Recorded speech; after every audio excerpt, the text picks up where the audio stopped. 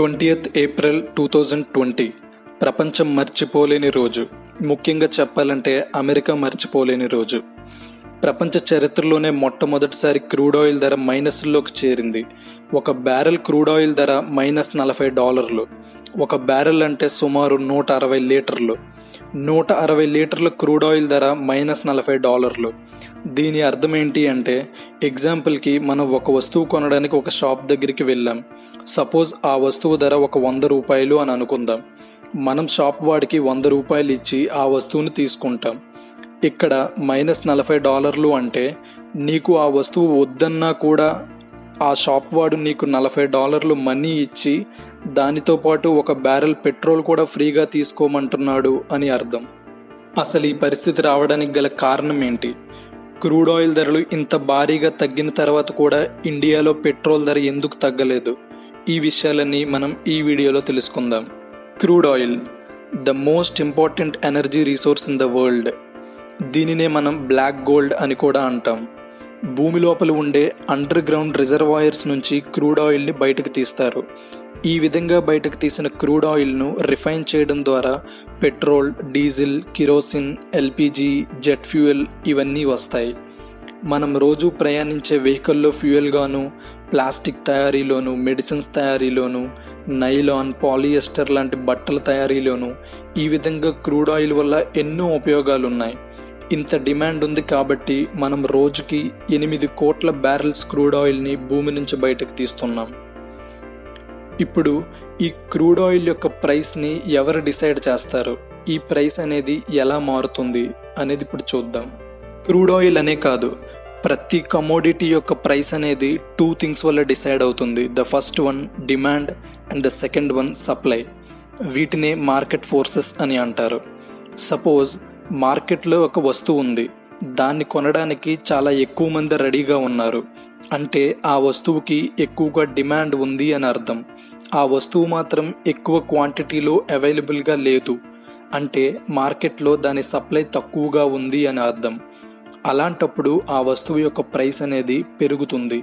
Similarly demand తక్కువగా ఉండి supply ఎక్కువగా ఉన్నప్పుడు వస్తువు యొక్క ప్రైస్ అనేది పడిపోతుంది. ఇప్పుడు క్రూడ్ ఆయిల్కి వచ్చేసరికి ప్రపంచం మొత్తం ప్రొడ్యూస్ చేసే టోటల్ క్రూడ్ ఆయిల్లో 44% ఒపెక్ కంట్రీస్ ప్రొడ్యూస్ చేస్తాయి. ఒపెక్ అంటే organization of petroleum exporting countries. ఈ గ్రూప్లో మొత్తం 13 దేశాలు ఉంటాయి. ఈ దేశాలకు వచ్చే ఆదాయం ముఖ్యంగా పెట్రోల్ని ఎక్స్పోర్ట్ చేయడం ద్వారా వస్తుంది. వీటన్నిటికీ లీడర్ సౌదీ అరేబియా. ఇంటర్నేషనల్ మార్కెట్లో క్రూడ్ ఆయిల్ యొక్క సప్లై ఎంత ఉండాలి అని ఈ ఒపెక్ దేశాలు డిసైడ్ చేస్తాయి. ఒకవేళ ఈ ఒపెక్ దేశాలు క్రూడ్ ఆయిల్ యొక్క సప్లైని పెంచితే ధర పడిపోతుంది, సప్లైని తగ్గిస్తే ధర పెరుగుతుంది. ఇప్పుడు ఈ క్రూడ్ ఆయిల్ ధరల పతనం అనేది సడన్గా జరిగింది కాదు. ఇది జనవరి 2020 నుంచి మొదలైంది. జనవరిలో ఒక బ్యారెల్ క్రూడ్ ఆయిల్ ధర $63. జాన్ 23న చైనా కరోనా వైరస్ కారణంగా వుహాన్ సిటీలో కంప్లీట్ లాక్డౌన్ విధించింది. దానితో పాటు అనేక దేశాలు లాక్డౌన్లు విధించడం స్టార్ట్ చేశాయి. లాక్డౌన్ కారణంగా అన్ని ఇండస్ట్రియల్ యాక్టివిటీస్ ఆగిపోయాయి. Road transport, rail transport, airlines అన్నీ నిలిచిపోయాయి. దీనితో పెట్రోల్కి బాగా డిమాండ్ తగ్గింది. క్రూడ్ ఆయిల్ ధరలు పడిపోవడం స్టార్ట్ అయ్యాయి. ఇలాంటి టైంలో సౌదీ అరేబియా మార్చి 5న ఆస్ట్రియా రాజధాని వియన్నాలో ఒపెక్ దేశాల మీటింగ్ని ఏర్పాటు చేసింది. రష్యాని కూడా ఈ మీటింగ్కు ఆహ్వానించింది. Russia is the 3rd largest oil producer in the world. ఈ మీటింగ్లో పడిపోతున్న క్రూడ్ ఆయిల్ ప్రైసెస్ను పైకి తీసుకురావడానికి ప్రతి దేశం రోజుకి 10 లక్షల బ్యారెల్స్ చొప్పున ఇంటర్నేషనల్ మార్కెట్స్లోకి సప్లైని కట్ చేయాల్సిందిగా సౌదీ అరేబియా ప్రతి దేశాన్ని రిక్వెస్ట్ చేసింది. కానీ దీనికి రష్యా ఒప్పుకోలేదు. సో రష్యా మీద రివెంజ్ తీసుకోవడానికి సౌదీ అరేబియా తన ప్రొడక్షన్ కెపాసిటీకి మించి ఎక్స్ట్రా క్రూడ్ ఆయిల్ని బయటకు తీసి మార్కెట్లోకి సప్లై చేసింది. ఆల్రెడీ కరోనా ప్రభావం వల్ల మార్కెట్లో డిమాండ్ తక్కువగా ఉంది. ఇప్పుడు ఈ ఎక్స్ట్రా సప్లై వల్ల ఒక్కసారిగా బ్యారెల్ క్రూడ్ ఆయిల్ ధర $31కు పడిపోయింది. తరువాత WHO కోవిడ్-19ని గ్లోబల్ పాండమిక్గా నిర్ధారించింది. చాలా ప్రపంచ దేశాలు లాక్డౌన్ను విధించడం మొదలుపెట్టాయి. దీంతో పెట్రోల్కు పూర్తిగా డిమాండ్ తగ్గిపోయింది. బట్ మార్కెట్లో సప్లై మాత్రం ఆగలేదు. క్రూడ్ ఆయిల్ ధర తగ్గిపోవటం వల్ల ఆయిల్ ప్రొడ్యూసింగ్ కంపెనీస్కి లాసెస్ వస్తాయి అని తెలిసినా కూడా సప్లై మాత్రం ఆపలేదు. ఎందుకంటే ధరలు తగ్గటం వల్ల వచ్చే లాసెస్ కన్నా ఆయిల్ బావులను షట్ డౌన్ చేయడానికి, మళ్ళీ వాటిని రీఓపెన్ చేయడానికి చాలా ఎక్కువ ఖర్చు అవుతుంది. ఈ విధంగా మార్కెట్లో సప్లై ఎంత ఎక్కువైంది అంటే తవ్వి తీసిన క్రూడ్ ఆయిల్ని స్టోర్ చేయడానికి ప్లేస్ లేదు. స్టోరేజ్ ఫెసిలిటీస్ అన్నీ కంప్లీట్గా ఫిల్ అయిపోయాయి. మరొక వైపు డిమాండ్ ఇంకా తగ్గిపోతూ వచ్చింది. దీనికి తోడు ఎక్స్ట్రా క్రూడ్ ఆయిల్ని స్టోర్ చేయడానికి ఎక్స్ట్రా ఖర్చు అవుతుంది. దీంతో ఒక్కసారిగా క్రూడ్ ఆయిల్ ధర ఒక బ్యారెల్ -$40కి చేరింది.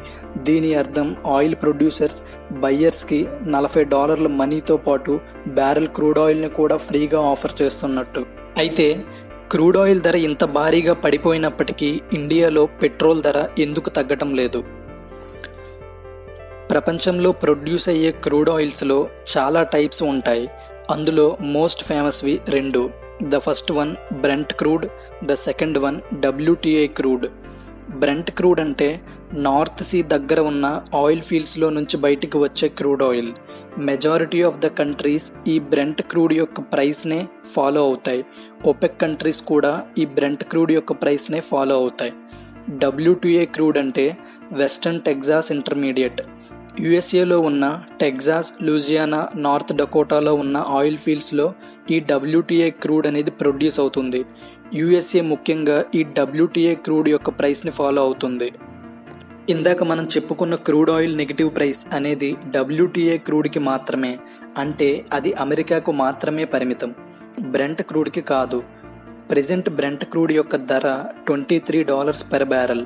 ఎందుకంటే యుఎస్లో ఉన్న ఆయిల్ ఫీల్డ్స్ అనేవి majorly land locked oil fields. Land మీద స్టోరేజ్ ఫెసిలిటీ అనేది చాలా తక్కువ ఉంటుంది. కానీ బ్రెంట్ క్రూడ్ అనేది సముద్రంలో ఉన్న ఆయిల్ ఫీల్డ్స్లో ప్రొడ్యూస్ అవుతుంది. సీషోర్లో స్టోరేజ్ ఫెసిలిటీ చాలా ఎక్కువ ఉంటుంది. అందువల్ల బ్రెంట్ క్రూడ్కి స్టోరేజ్ ప్రాబ్లం లేదు. సో బ్రెంట్ క్రూడ్ యొక్క ప్రైస్ అనేది ఎఫెక్ట్ అవ్వలేదు. ఇప్పుడు ఇండియా అనేది ముఖ్యంగా ఒపెక్ కంట్రీస్ నుంచి పెట్రోల్ని ఇంపోర్ట్ చేసుకుంటుంది. అంటే మనం బ్రెంట్ క్రూడ్ని ఇంపోర్ట్ చేసుకుంటాం. బ్రెంట్ క్రూడ్ యొక్క ప్రైస్ ఎక్కువగా పడిపోలేదు. అందువల్ల మన దేశంలో పెట్రోల్ ధరలో ఎటువంటి మార్పు లేదు. బట్ ఇక్కడ మనం ఒక విషయం అబ్జర్వ్ చేయాలి. జనవరిలో బ్రెంట్ క్రూడ్ యొక్క ధర $63 పర్ బ్యారెల్. అదే జనవరిలో ఇండియాలో పెట్రోల్ ధర ₹74 పర్ లీటర్. ప్రెజెంట్ ఏప్రిల్లో బ్రెంట్ క్రూడ్ ధర $23 పర్ బ్యారెల్. ఇదే ప్రెజెంట్ ఇండియాలో పెట్రోల్ ధర ₹72 పర్ లీటర్. అంటే జనవరి నుంచి ఏప్రిల్కు బ్రెంట్ క్రూడ్ ధర 60% తగ్గినా ఇండియాలో పెట్రోల్ ధర మాత్రం 3% మాత్రమే తగ్గింది. ఎందుకిలా? ముందుగా మనం పెట్రోల్ ధరను బ్రేకప్ చేద్దాం. పెట్రోల్ ధరలో ముఖ్యంగా 2 ట్యాక్సులు ఉంటాయి. ఫస్ట్ వన్ ఎక్సైజ్ డ్యూటీ, ఇది సెంట్రల్ గవర్నమెంట్కి వెళ్తుంది. Second one VAT, value added tax, ఇది స్టేట్ గవర్నమెంట్స్కి వెళ్తుంది. ఎగ్జాంపుల్కి ఈ ఇమేజ్లో డీలర్కి లీటర్ పెట్రోల్ ₹35కి వస్తుంది. దీని మీద excise duty ₹20, state VAT ₹15, dealer commission ₹4. ఫైనల్గా కస్టమర్కి లీటర్ పెట్రోల్ ₹74కి వస్తుంది. ఎప్పుడైతే ఇంటర్నేషనల్ మార్కెట్లో బ్రెంట్ క్రూడ్ ఆయిల్ యొక్క ప్రైస్ తగ్గుతుందో అప్పుడు central government and state governments ఈ ఎక్సైజ్ డ్యూటీ అండ్ వ్యాట్లని ఇంక్రీజ్ చేసి టోటల్ పెట్రోల్ ప్రైస్ని స్టేబుల్గా ఉంచుతాయి. ఈ విధంగా గవర్నమెంట్కి ఎక్కువ ట్యాక్స్ రెవెన్యూ వస్తుంది. అంటే బ్రెంట్ క్రూడ్ ఆయిల్ ధరలు తగ్గడం వల్ల వచ్చే బెనిఫిట్ని ఎండ్ కస్టమర్స్కి అందకుండా సెంట్రల్ అండ్ స్టేట్ గవర్నమెంట్లు ఆ బెనిఫిట్ని తీసుకుంటున్నాయి. సో ఇందువల్ల ఇండియాలో పెట్రోల్ ధరలు పెద్దగా మారటం లేదు. ఫ్రెండ్స్, నా ఎక్స్ప్లెనేషన్ మీకు నచ్చినట్లయితే ఈ వీడియోని లైక్ చేయండి, షేర్ చేయండి.